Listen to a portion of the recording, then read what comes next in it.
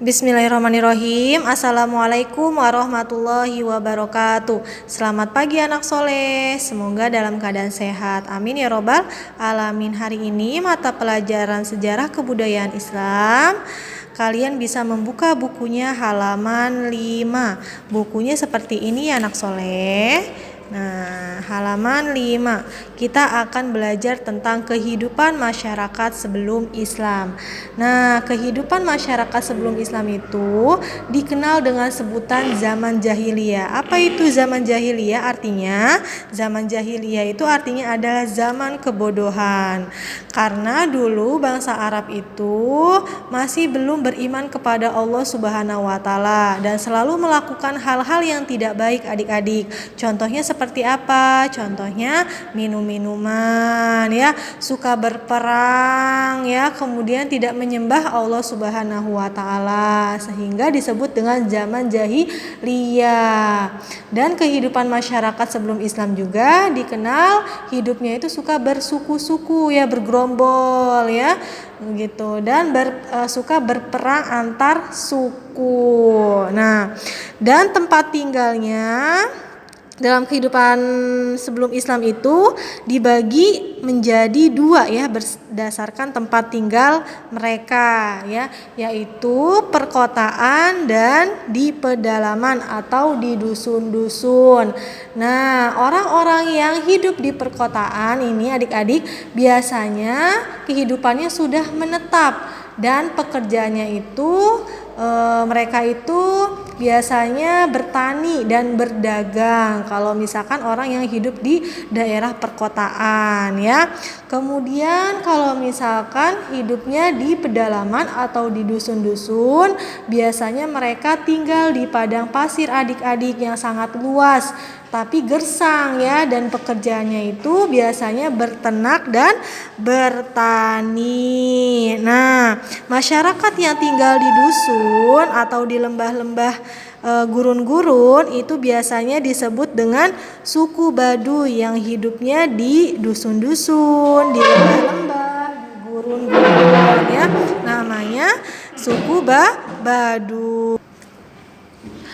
Dan orang yang hidup di pedalaman, di dusun-dusun itu biasanya mereka tidak suka menetap ya di suatu tempat ya. Jadi dia berpindah-pindah ya, mencari tempat mereka sendiri. Tetapi mereka juga suka berpindah-pindah ya adik-adik ya, dari tempat satu ke tempat yang lain karena mencari tempat-tempat yang subur, di mana tempat yang banyak rumputnya, sumber airnya ya, untuk mengembala hewan ternak mereka. Nah, seperti itu.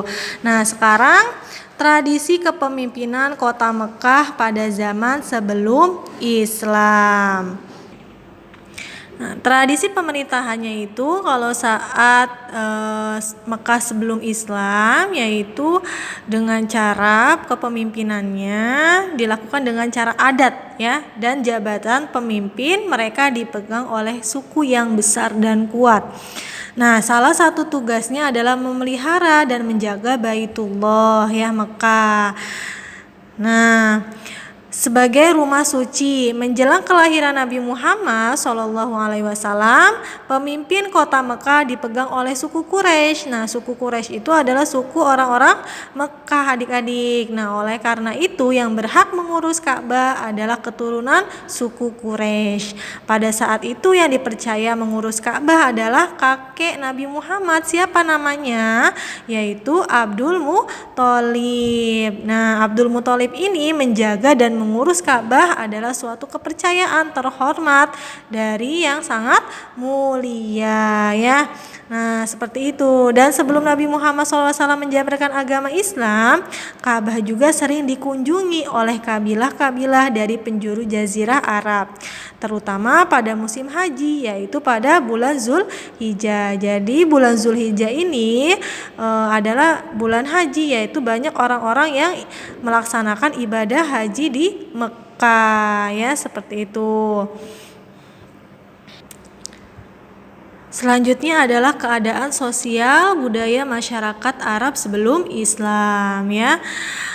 Bagaimana sih adik-adik keadaan sosial budaya masyarakat sebelum Islam? Ya, salah satunya nih ada bahwa dulu itu bangsa Arab sebelum datangnya Islam memiliki sosial budaya yang menonjol dalam kehidupan masyarakatnya, yaitu kebanggaan terhadap kelompoknya masing-masing. Nah, sistem sosial mereka dalam hal keturunan mengikuti garis bapak, sehingga di setiap akhir nama orang Arab selalu diikuti dengan penyebutan nama bapaknya dengan kata bin untuk laki-laki dan binti untuk anak perempuan. Hal ini menunjukkan kebanggaan terhadap nenek moyang dan dari kabilah apa mereka berasal.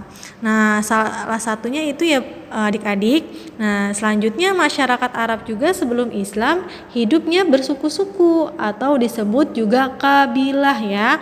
Nah, kabilah itu namanya suku-suku nih adik-adik. Nah, mereka tidak mengenal rasa persatuan bangsa. Kelompok mereka hanya berdasarkan kabilah dan dasar hubungan dalam kabilah itu adalah pertalian keturunan. Rasa kesukuannya sangat kuat sehingga jika terjadi salah seorang di antara mereka teraniaya, maka seluruh anggota kabilah itu akan bangkit membelanya. Dan kebiasaan lain juga pada masyarakat Arab sebelum Islam adalah adanya perbudakan adik-adik. Nah, budak-budak itu diperjualbelikan oleh majikannya, layaknya barang dagangan. Majikannya memiliki kuasa mutlak terhadap budaknya. Oleh karena itu, seringkali budak-budak itu diperlakukan tidak manusiawi ya, seperti misalkan disiksa, disuruh-suruh dan lain sebagainya ya. Tetapi setelah agama Islam datang, para budak itu dimerdekakan dan hidup bebas ya adik-adik. Dan agama Islam juga tidak membedakan manusia dari status sosialnya, tetapi dari ketakwaannya kita kepada Allah Subhanahu wa taala, ajaran Islam ya, seperti itu. Dan dalam bidang sastra juga atau seni, orang-orang Arab pada masa sebelum Islam sudah maju karena mereka memiliki penyair-penyair yang terkenal ya, bahasanya mereka sangat indah dan syair-syair mereka sangat bagus.